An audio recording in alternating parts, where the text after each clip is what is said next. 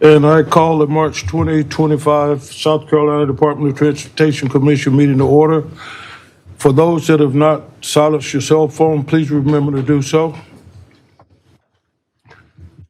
I'd like to take a moment as I begin, to recognize two of our newest members to the commission. We'd like to recognize Commissioner Sel Hemingway, representing the 7th District. And also, we'd like to recognize Brent Blackwell, who's filling the governor's appointment for the at-large position. Would you join me? I'd like to call a roll, beginning with myself, T.J. Johnson, President. Bill Dukes. Present. Pamela Christopher. Present. Max Metcalf. Present. Curtis Spencer. Present. Barnwell Fishburne. Present. Sel Hemingway. Present. Brett Blackwell. Present. A quorum is declared. Is there a motion to approve the January 31st, 2025 meeting agenda? So moved. Is there a second? Second. Those in favor say aye. Aye. I'm going to abstain, Mr. Chairman. Okay, your Wasn't abstention part of the is- meeting. Yes, sir. Those opposed say nay. Hearing no opposition, the agenda is approved. If you'd please join me standing as Commissioner Dukes opens with our prayer, followed by Commissioner Spencer with the Pledge of Allegiance. Heavenly Father, we thank you for the opportunity you have given each of us to serve the people of our great state. We thank you for the great team of men and women in this agency that lead and perform the necessary task of keeping our roadways safe for all those that travel our state. Lord Jesus, we thank you for the saving grace we have through Jesus Christ. It's in Jesus' name we pray. Amen. Amen. Pledge allegiance to The flag of the United States of America and to the republic for which it stands, one nation, under God, indivisible, with liberty and justice for all.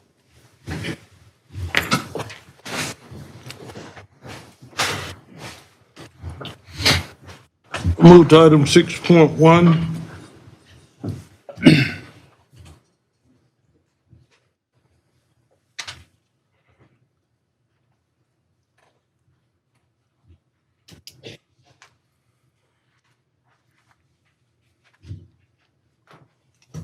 Does anyone have any questions about the revisions to the minutes, January 31st, 2025 commission meeting? Is there a motion to approve the minutes? So moved. Second. All those in favor? Are there any questions? All those in favor say aye. Aye. Any opposed? Mr. Chairman, I'm abstaining since I wasn't part of it. Noted. In no opposition, the minutes from January 31st, 2025 commission meetings are approved. Move to item 6.2. Pursuant to Article 6 of the commission bylaws, I've appointed Commissioner Spencer to serve as the audit chair of the Audit Commission. I further appoint Commissioners Hemingway and Commissioner Blackwell as members of the committee. Is there any public comment? We've had no one sign up for public comment, Mr. Chairman. Thank you. Move to item 8.1. Secretary Powell will now present item 8.1, the Secretary of Transportation report. And we will call on Director of Community Affairs, Ted Creech, for item 8.2, the legislative report. Thank you, Mr. Chairman. Appreciate the opportunity to come before y'all today. I want to start off by just first saying my gratitude and welcome to Commissioners Blackwell and Hemingway. Know that you will enjoy your time and service on the DOT Commission, as I think it's one of the best boards and bodies in the state for one of the best departments in the state. We are coming to my first year as secretary, and that will be on April 1st. I think the joke may still be on me some days, but I want to, first of all, just express my gratitude to all of y'all for the support and you have given through this past year. But I want to also give my gratitude and support to the team at DOT. We have had an incredibly eventful year. I shared this in the State of DOT with the Senate a couple weeks ago. When you think about what has been accomplished this year with 3 major groundbreakings, completion of several major interstate projects, multiple natural disasters, we have had a very busy and event-filled year that we could not have succeeded throughout it without the team here. So I want to thank them as well. As always, we have several attendees from our leadership program, the LEAD program, and I want to ask them to stand up and be recognized before we get into it. We have Wayne Anderson, who is the resident maintenance engineer in Bamberg County. Brooks Bickley, from assistant project manager for alternative delivery. Scott Donahue, who's in our intermodal and freight division. Joseph Fowler, who's our assistant district construction engineer in District 3. Franklin Fulmore, there he is, from IT Services. Blake Gilfallen from Assistant District Construction Engineer in District 4. Brad Latham, who's our letting support engineer. Dorinda Sproul, who is our resident maintenance engineer in McCormick County. And from Office of State Auditors in our internal audit division, Todd Wilkins. So they have been going through their leadership journey. They will be hitting this summer, will be graduating, but please welcome them to the meeting.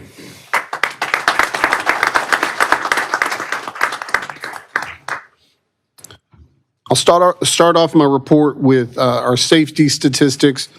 So far through March 11th this year, we have had 122 fatalities on our roads, which are 122 too many. I will point out that we are presently down 31 fatalities from the same point last year.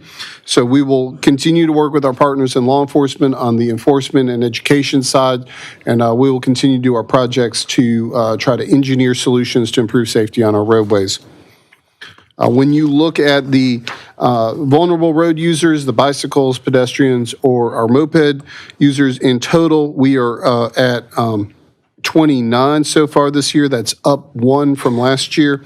What I would say is we've had some higher numbers on our pedestrian and bike fatalities, but we've had fewer moped fatalities in the current year.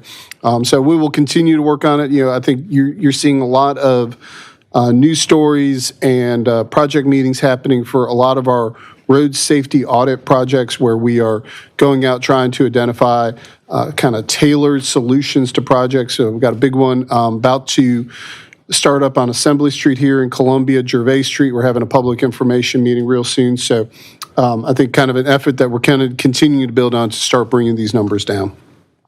In terms of our construction program, we are at $6.5 billion under contract. If you compare this to this meeting last year, we had $5.8 billion under work. So we have increased the amount of contract value across the state by 12% in the past year, thanks to a lot of the interstate projects that we've gotten out underway. When you break that down, those projects are very consistent with your priorities that you set out in the 10-year plan. $1.9 billion in interstate projects, $2.5 billion in pavement projects, and $589 million in bridge projects. What I would like to point out is that's $80 million more than this time last year. So we have been very active in getting projects out the door, but also putting that one-time money to use, and we'll continue to work on that throughout the rest of the fiscal year. In terms of our on-time, on-budget, our on-time percentage increased from 77% last month to 79% this month. Our on-budget remains under budget at 1.8% and still remain within our tolerances that we have for contingency and project delivery. We've had a series of change orders, over $250,000 to report to y'all. I'll kind of spend a little bit of time on the highlights, but please don't hesitate to interrupt me with any questions that either myself or Deputy Secretary Perry can answer. The first one here, and I'll lead your eyes to the US 17A Safety Improvements Project. This is a rural road safety projects. So in the scope of these projects, we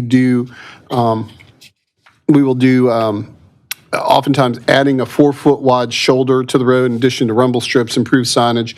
One of the things, this is a very swampy area near the Edisto River where we've been working on this project. So there was, as we got into it, we needed more borough material to kind of make sure we had the roadway was stable and safe from there.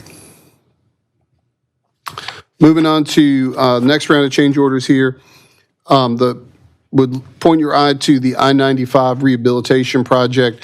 It was a $4.4 million change order due to deteriorating concrete panels. Now, the commission, and for the new commissioners, we did an exception to prioritization back in 2023 to expedite the concrete repair and the capping of asphalt on that section of I-95.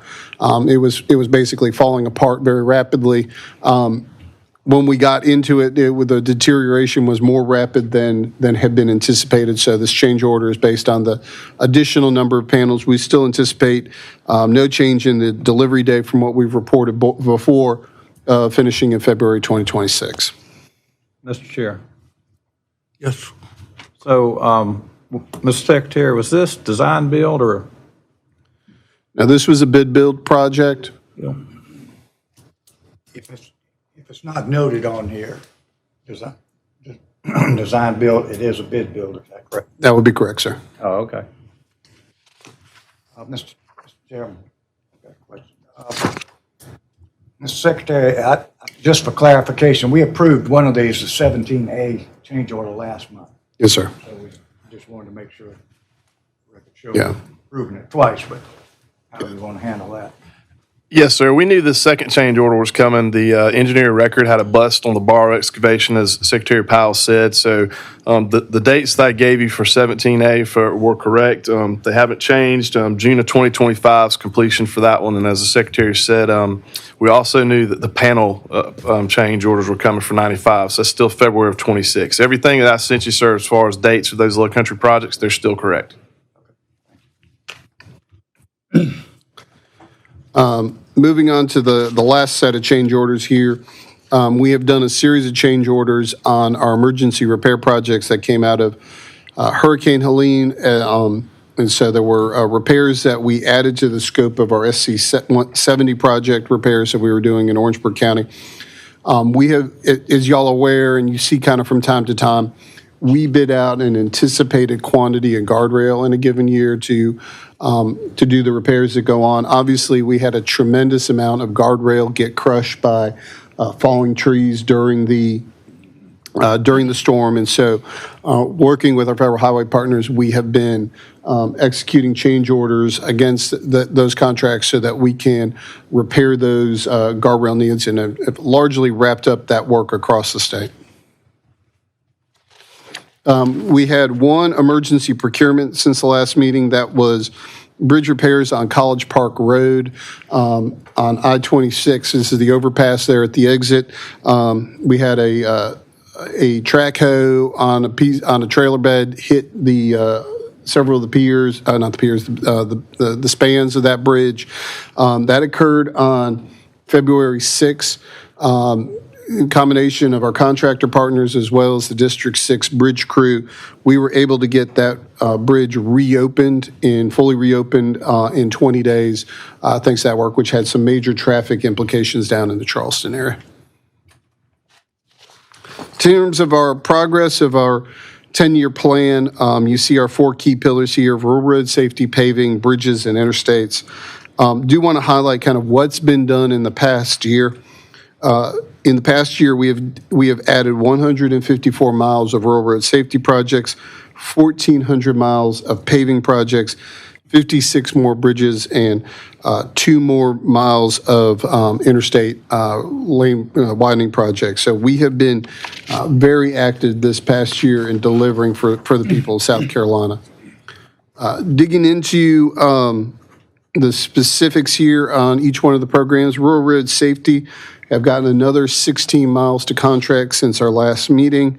We have been working to turn around that one-time money. If y'all recall, the General Assembly gave us about $100 million towards rural road safety above the $50 million that y'all put towards that program every year. The team has gotten $66 million of that $100 million under contract in the first several months of this fiscal year. So we will continue to aggressively move that program towards getting towards our goal of 1,300 miles. In terms of our bridge program, we have gotten an additional 24 bridges underway since our last meeting and have completed 10 of those bridges since the last meeting as well. We continue to, again, working with the one-time money the General Assembly provided us.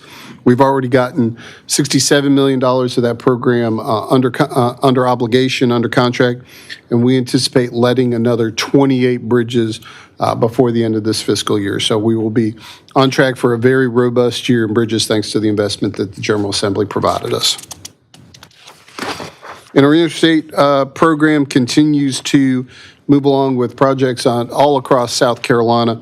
Probably what I point out to y'all is for those coming from the lower half of the state, the I-26, I-95 interchange project, that's a design build project. We did a groundbreaking last year on an overpass near there in Bowman.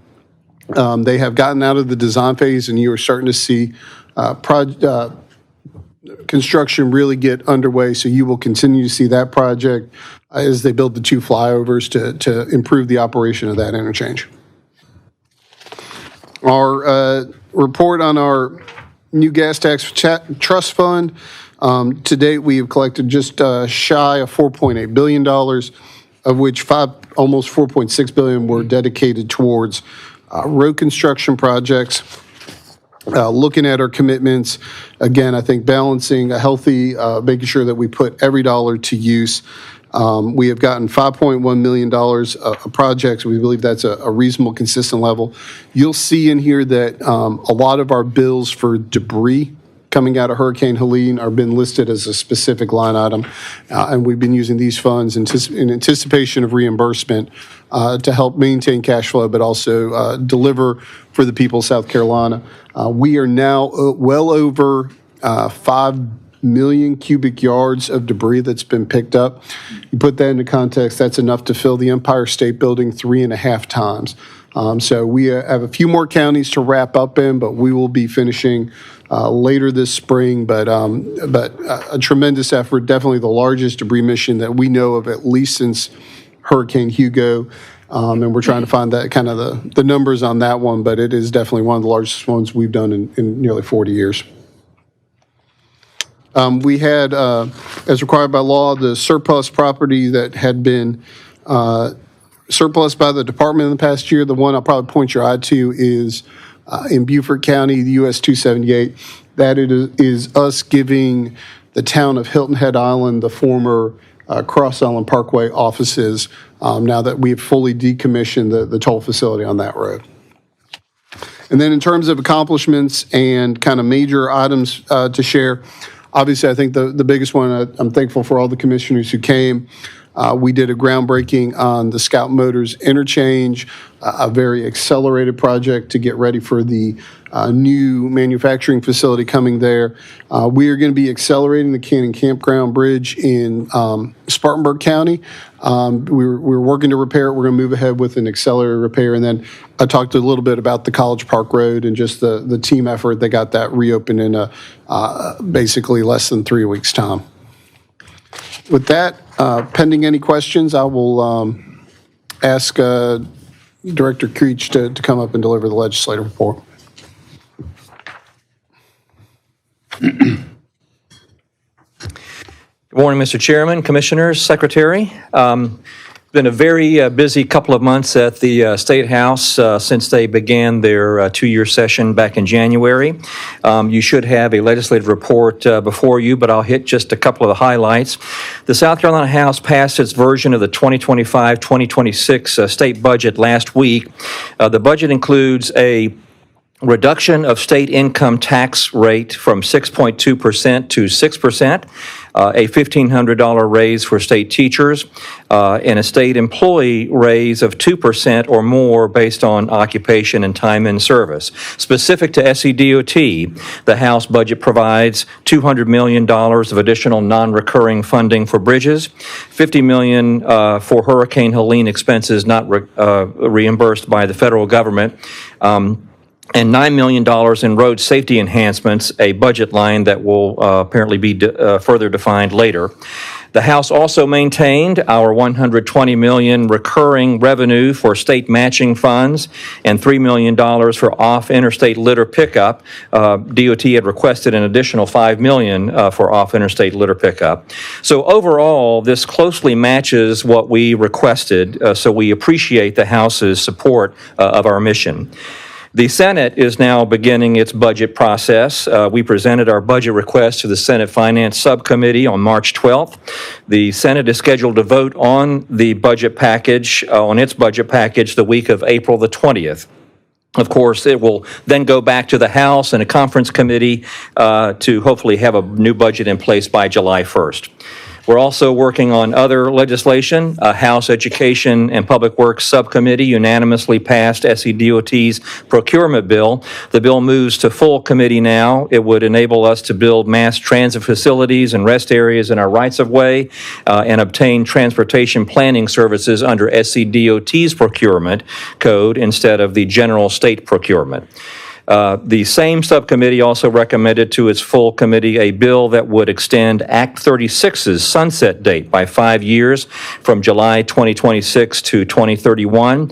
Under Act 36, SCDOT pays relocation costs that municipal water utilities incur related to road projects. The act is intended to, among other things, help SCDOT keep its projects on schedule. And then a House Labor, Commerce, and Industry Subcommittee adjourned with no action on a bill that would have required SCDOT to pay the relocation costs that broadband service providers incur due to road projects. SCDOT objected to the bill that would have unduly increased the costs of our road projects. And Government Affairs is tracking about 120 bills through the General Assembly. That's my report, Mr. Chairman, pending any questions. Any questions? Thank you, Secretary Powell and Director Creech. We'll move to item 9, new business. The first item of new business is item 9.1, approval of the multimodal transportation plan. Deputy Secretary Quattlebaum will present on this item. Good morning. Good morning. I'm excited to present to you today our new multimodal transportation plan, Momentum 2050. However, before I get started, I would like to acknowledge a few individuals that are with us today. Latoya Great Adams, Michelle Peterson, and Susan Johnson. Their hard work was instrumental in the development and delivery of this plan, so we appreciate all that they've done. Now, some of you may have seen some of the slides that I'm going to present today as we've been updating you on our progress along the way. However, I felt that it was important to start from the very beginning to tell you the whole story of this process.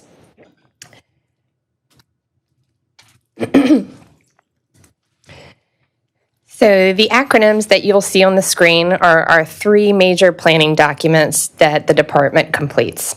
The first one is the multimodal transportation plan, which I'm presenting today. That plan is our highest level planning document that sets the vision for the investment into our infrastructure for the next 20 plus years. This plan is mandated by state law, and we also have to follow federal regulations regarding the content. The next planning document is the Transportation Asset Management Plan, which we call the TAMP.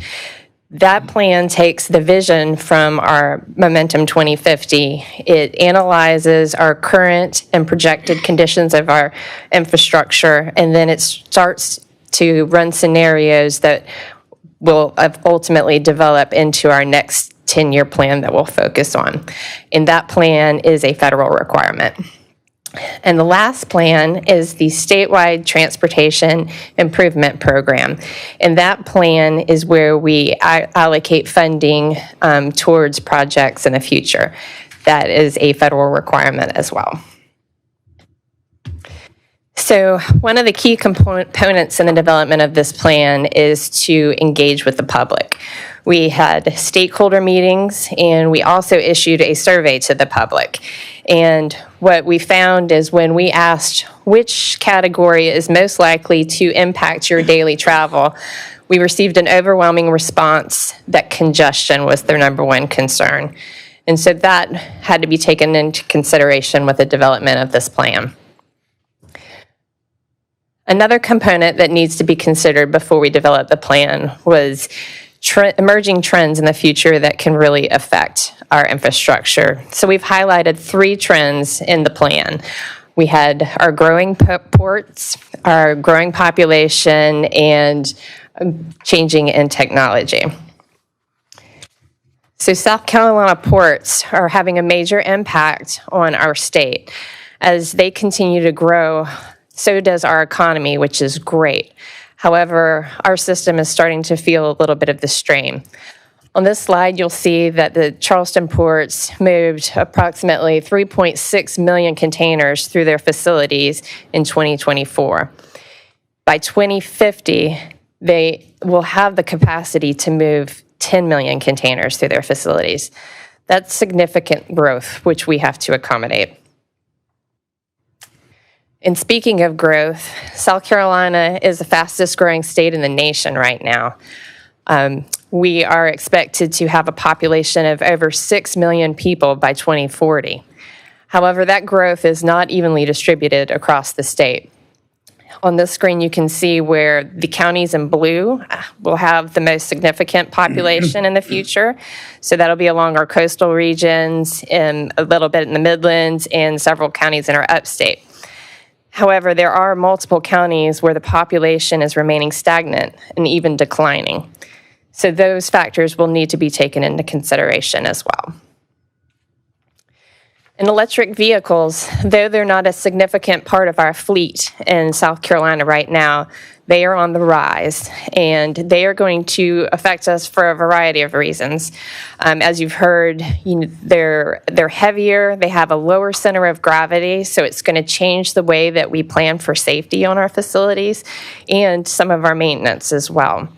And as you've heard Secretary Powell say several times, they do not pay into the system the same way that gas-powered vehicles do. So we are going to have to accommodate for that loss of revenue. And this slide reflects a trend, but it's not an emerging trend. It's something that's always been here and will continue to be here. What you can see on this slide, and the orange line reflects the revenue that we will receive over the next 20 years. And there's a steady increase due to federal funding, not necessarily our state funding. However, across the years as well, you'll see the gray line, which reflects how our buying power based on inflation. So this is a sobering fact here. Over the years, we are going to have less buying power, and this has to be taken into consideration as well. So the vision for Momentum 25 has been set. It aims to move South Carolina forward economically as it grows. And to support that vision, 4 goals have been identified: system recovery, freight movement, urban and rural mobility, and multimodal partnerships will be key in supporting that vision. So as we approach the end of our 10-year plan, improvements to our facility will continue to be a need for the future. We're going to have to bring our pavements into a state of good repair. We're going to have to focus on addressing our aging bridge infrastructure, which is becoming more and more critical. And we are also going to continue to focus on safety so that we can reduce South Carolina's fatality rates. With the growing ports, freight movement is going to be as important as ever. We need to continue to work on our rural interstate widening program. We also need to focus on urban congestion. And many times, widening isn't going to be a feasible way to solve that problem. We're going to have to focus on other mitigation strategies, such as interchange improvements, so we can get people on and off the interstates a little bit more efficiently. And we may even need to consider some managed lanes in certain areas moving forward. And freight doesn't just remain on our interstates. We are also going to need to focus on some of our rural NHS routes as well to ensure the safety and efficiency of those roadways are maintained. Urban and rural mobility. So we're going to continue to improve our efforts with our rural mobility program so that we can address congestion in more of the urban areas as well as connectivity in those rural areas.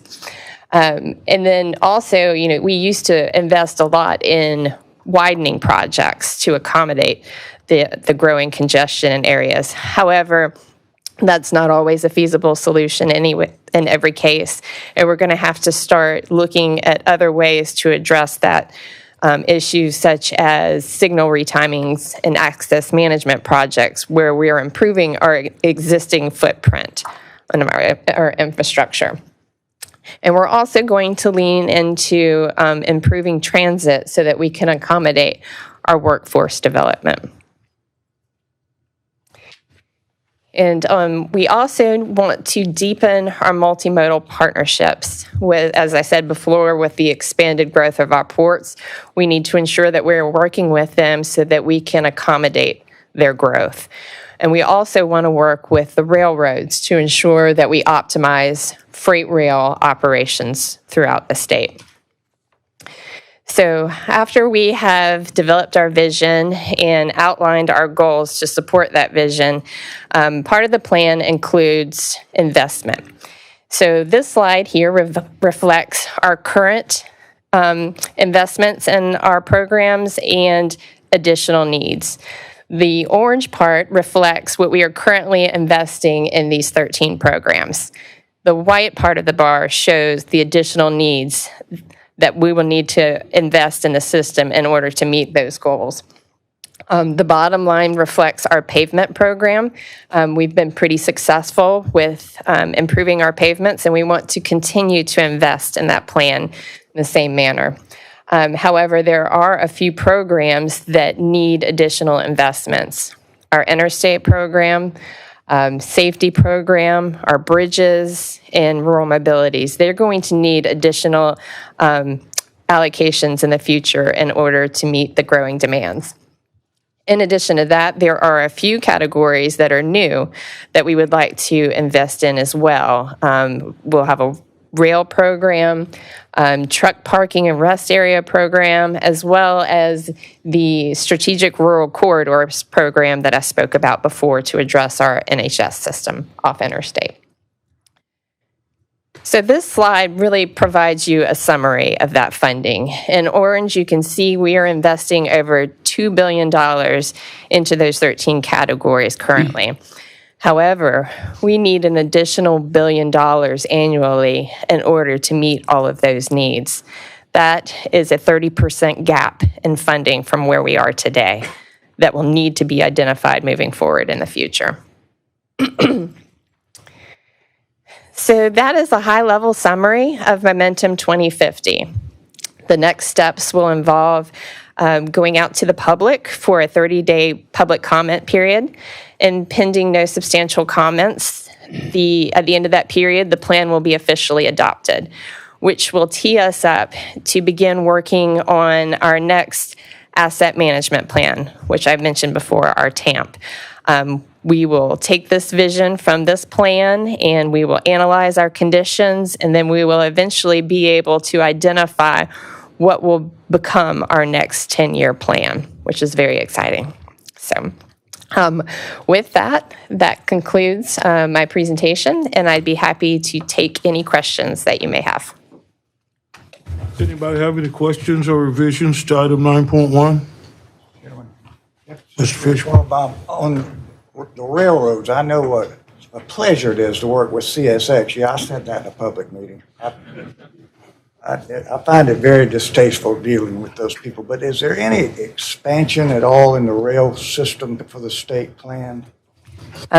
We have worked on that state plan, and Deputy Secretary Necker may be able to speak a bit more on the rail system.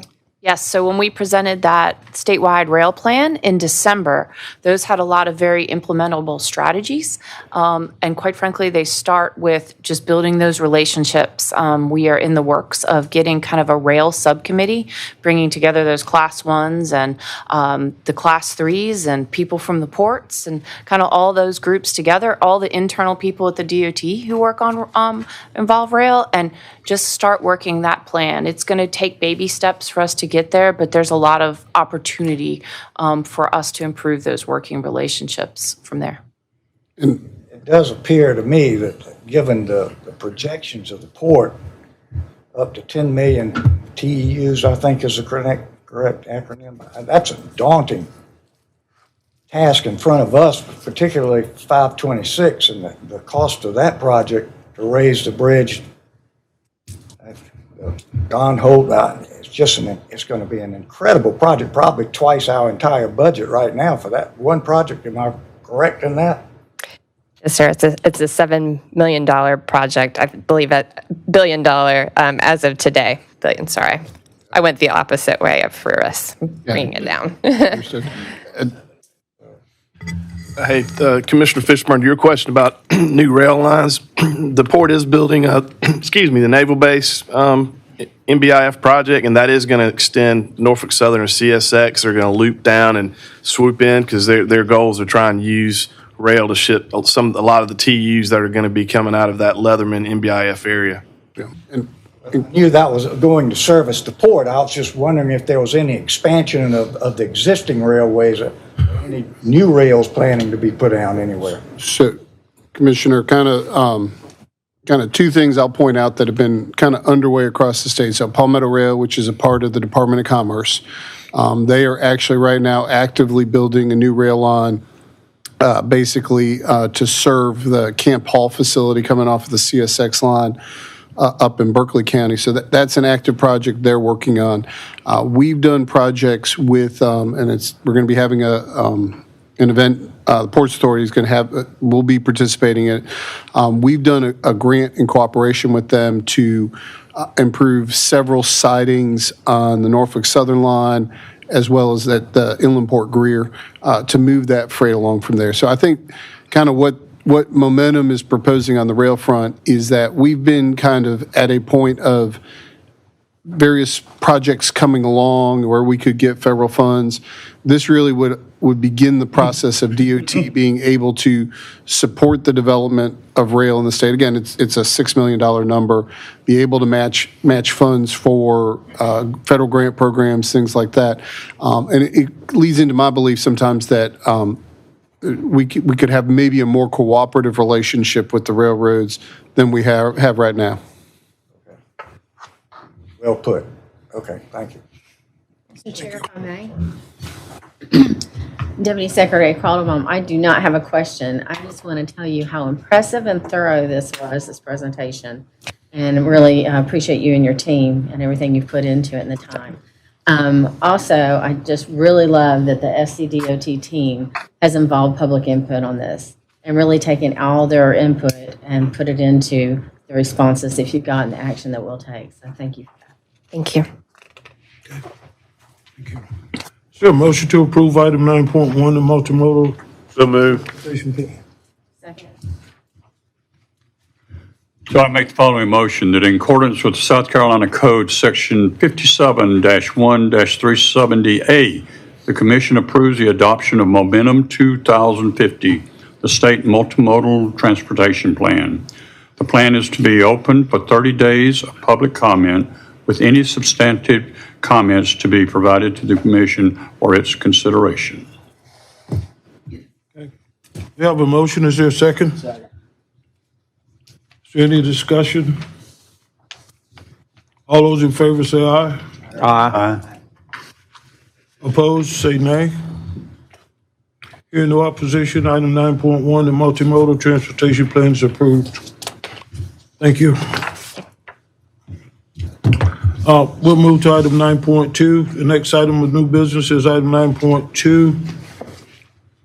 It's a revision of the 2024 to 2033 STEP. Deputy Secretary Quattlebaum will report on this item. Thank you. We are requesting approval for the revision of the 2024-2033 statewide transportation improvement program to include 3 items in the Central Midlands COG, the Coates MPO, and the Catawba COG regions, and to remove 1 item in the Catawba COG region, totaling $36.414 million in regional mobility funding. The inclusion items are as follows.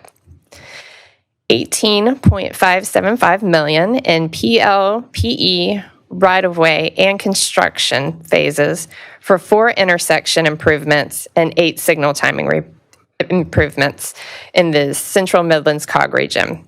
The intersections include Church Street and Mitchell Street in the town of Batesburg-Leesville, Old Cherokee Road and Catawba Trail in Fairfield County, US 321 and SC 34 in Fairfield County, and US 21 and SC 34 in the town of Ridgeway.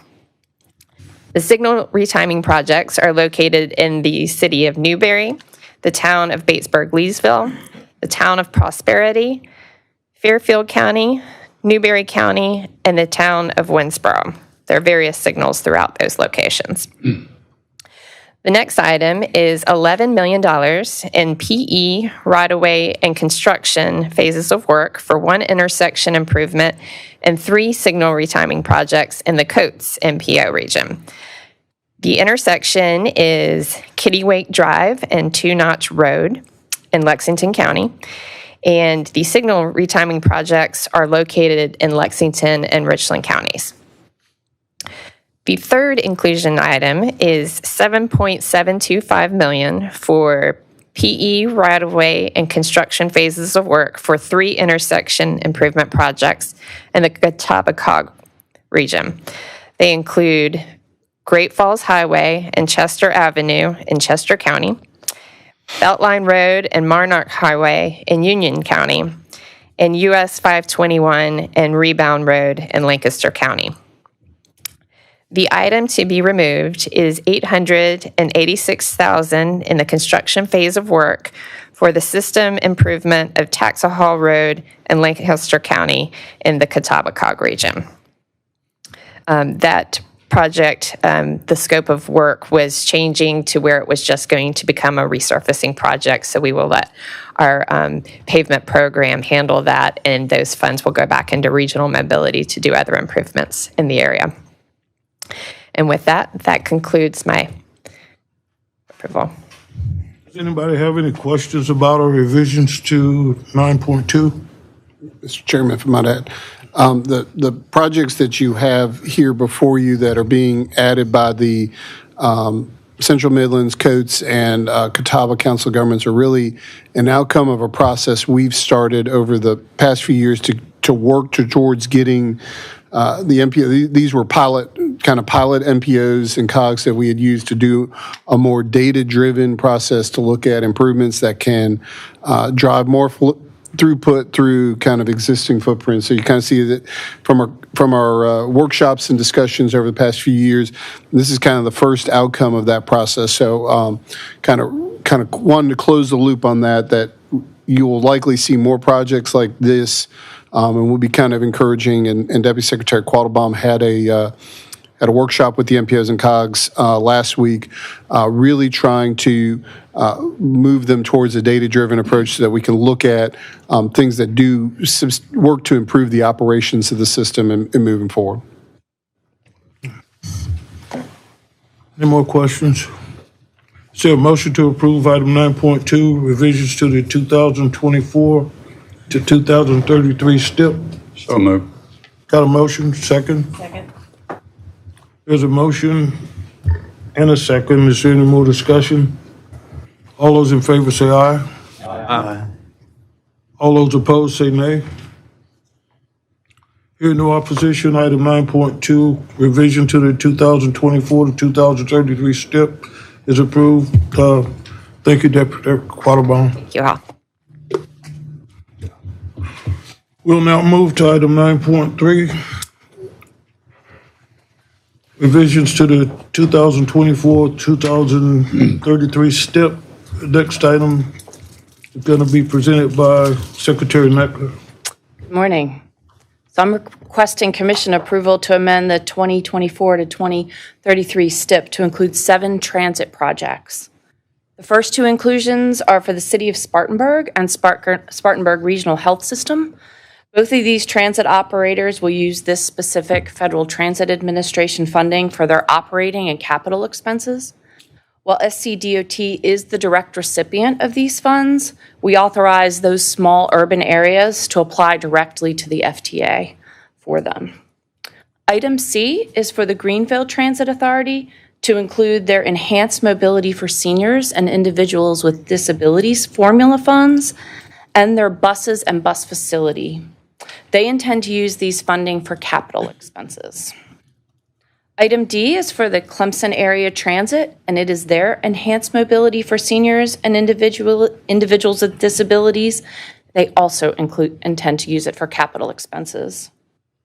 Items E and F is for the Charleston Area Regional Transit Authority, or CARTA, and Berkeley, Charleston, Dorchester Regional Transit Management Authority, or what you may heard as BCD-RTMA. And it is to increase their formula funds that they receive directly from the FTA, and both of them will use these for their operations. And the last item is for BCD COG's Enhanced Mobility for Seniors and Individuals with Disabilities formula funds, and they will use these for their operational expenses. And I'm happy to take any questions. Does anyone have any questions about revisions to item 9.3?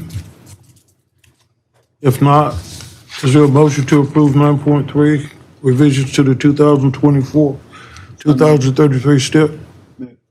Got a motion, is there a second? Second. Are there any questions? All those in favor say aye. Aye. Those opposed say nay. Hearing no opposition, item 9.3, revisions to the 2024 through 2033 STIP is approved. Thank you. We'll move to item 9.4, authorizing resolution for the FTA. Yes, so this next item I have for you is a certification of resolution that authorizes SCDOT to execute our FTA grants and awards. Formalizing this certification is a new requirement for the FTA, so we're not doing anything different from an operating standpoint that we normally do. But in their latest circular, they required us to kind of formalize this and have a formal resolution. So I'm requesting that you certify this resolution, and so that we can continue with our normal operating, and happy to take any questions on it. Does anybody have any questions about or revisions to item 9.4? If not, is there a motion for approval of item 9.4? So moved. Is there a second? Second. Are there any questions or discussions? If not, all those in favor say aye. Aye. Those opposed say nay. Hearing no opposition, item 9.4, authorizing resolution for FTA is approved. Thank you, Deputy Neckler. We'll move on to the next item. New business is item 9.5, changes to the statewide highway system. Deputy Secretary McCautry will present on this item. Good morning, Mr. Chair, Commissioners, Mr. Secretary. Item 9.5, changes to the state highway system. Request Commission approval of the additions, deletions, and revisions to the state highway system as shown on the attached pages, and the authority to convey right-of-way to the appropriate entities. This request includes 21 segments of the secondary road system, resulting in a reduction to the secondary road system of 5.117 center line miles, equating to 10.234 lane miles. That concludes my request. Anybody have any questions about or revisions to item 9.5? Hearing not, is there a motion for approval of item 9.5, changes to the state highway system? So moved. Got a motion, is there a second? Second. Motion and a second, is there any discussion? All those in favor, please say aye. Aye. Those opposed, say nay. Hearing no opposition, item 9.5, changes to the statewide highway system is approved. Thank you, Deputy McCarthy. The last item of new business is item 9.6, ratification of extensions. I'll call on Deputy Secretary for Engineering, Rob Perry, to present on this item. Chairman Johnson, esteemed members of the Commission, Secretary Powell, thank you for letting me close out the new items. Since you last met in January, we had a total of 10 extensions totaling $5 million. They were over 4 periods, but 9.6 has the summary of those extensions. One was a emergency culvert replacement related to Hurricane Helene in upstate.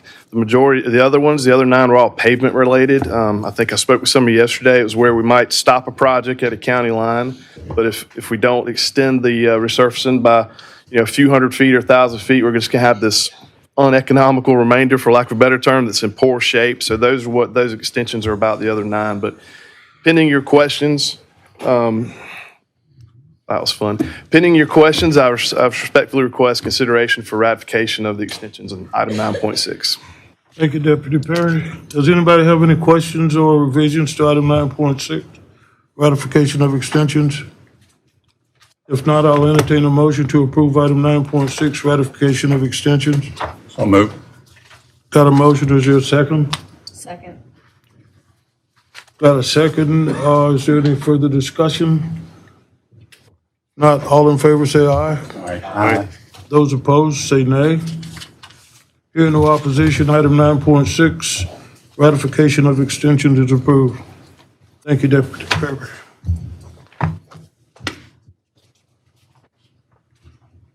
Is there any old business we need to take up? We have no old business, Mr. Chairman. Thank you, sir.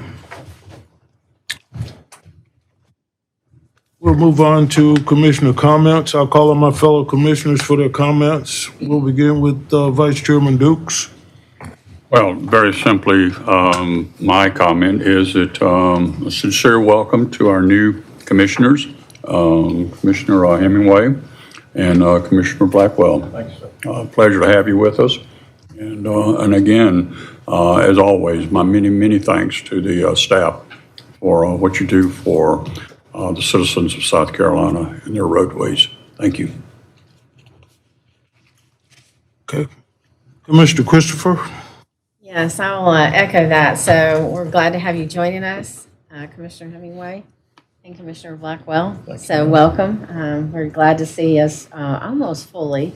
We only are waiting one at large, but it's nice to see everybody here, and we're glad to have you on the team. Also to the lead group, I just want to express my sincere appreciation for all of you stepping up and taking this next level of leadership, and we really appreciate all of you. So congratulations. And I just want to say, Chairman, you're doing a fantastic job. We appreciate you. Commissioner Metcalf. Thank you, Mr. Chairman. I'll echo that comment. Great to see you in chair, and thanks for leading us. To Deputy Secretary Quattlebaum and the team that put not just putting a report together, but it's actually a plan. And it's so nice that in South Carolina, we have plans we're proud of. We feel like we're focused and we can get this accomplished. Probably even more than this we can get accomplished. So to the entire DOT team that's involved in this, congratulations. Because that gives all of us in our role the ability to go out and talk to people and say, we've got something. And we've got something we can not only initiate, but we're going to do it. And so I appreciate that. And Ted, I hope within the legislative body and others, we get copies of this and let them follow the process and see how this works. I'm really proud to see this. And to everyone, thank you for being with us today. And to the two new commissioners, thank you both for being here and welcome. And look forward to working with you over the years ahead. Thank you, Mr. Chairman. Thank you. Mr. Spencer.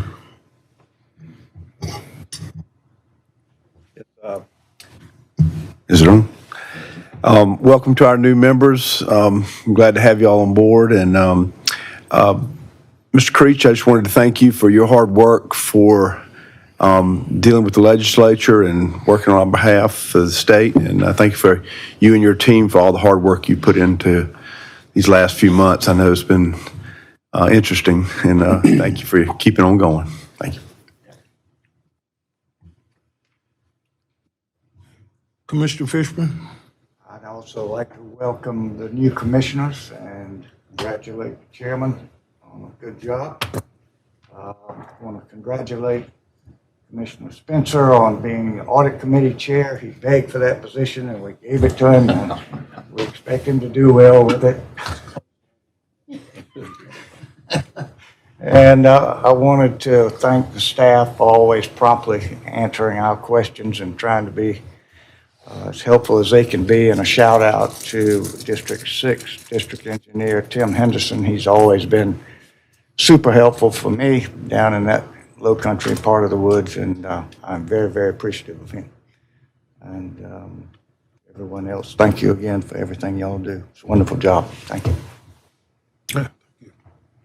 Mr. Hemingway.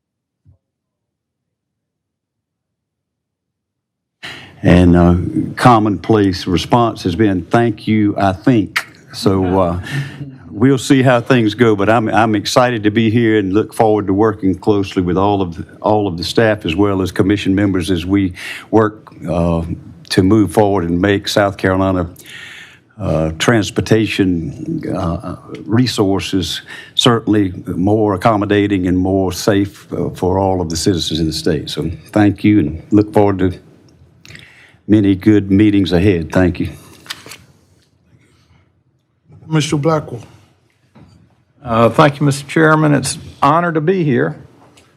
I've served on a lot of governing bodies, and I can truly say this is a class act, gentleman and lady. And I look forward to working with Justin, and please no more orientations.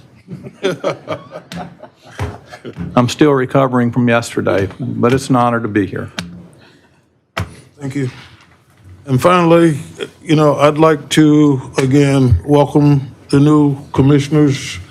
As you can see from everything that went on today, there are a lot of moving pieces here and a lot of things, obviously, to learn. We're still learning every day.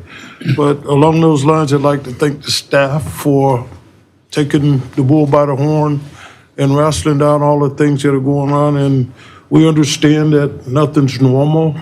Everything we do every day is new every day because there's always something cropping up. So we thank you for what you do for us. The next item on the agenda will be discussed in executive session to be held in pursuant to South Carolina Code 30-4370A2 to discuss contractual matters related to project agreements. Is there a motion to go into executive session for the purpose of discussing contractual matters? Got a motion, is there a second? Motion and a second, any discussion? All those in favor say aye. Aye. Those opposed say nay. Hearing no opposition, the commission will now go into executive session. I will ask that all DOT commissioners and the following personnel stay in room 306. Secretary Powell, Chief of Staff Hutto, Deputy Secretary Perry, Chief Engineer Isgett, Chief Counsel Wessinger, and Assistant Chief Counsel Gambrell. All other personnel should step outside the room. Is the recorder off?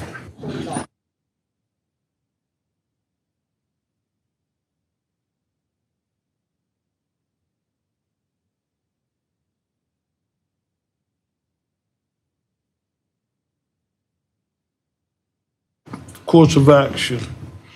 We'll move to item 13. The next item is meeting adjournment. Is there a motion to adjourn the commission meeting? So moved. Is there a second? Second. Those in favor say aye. Aye. Those opposed say nay.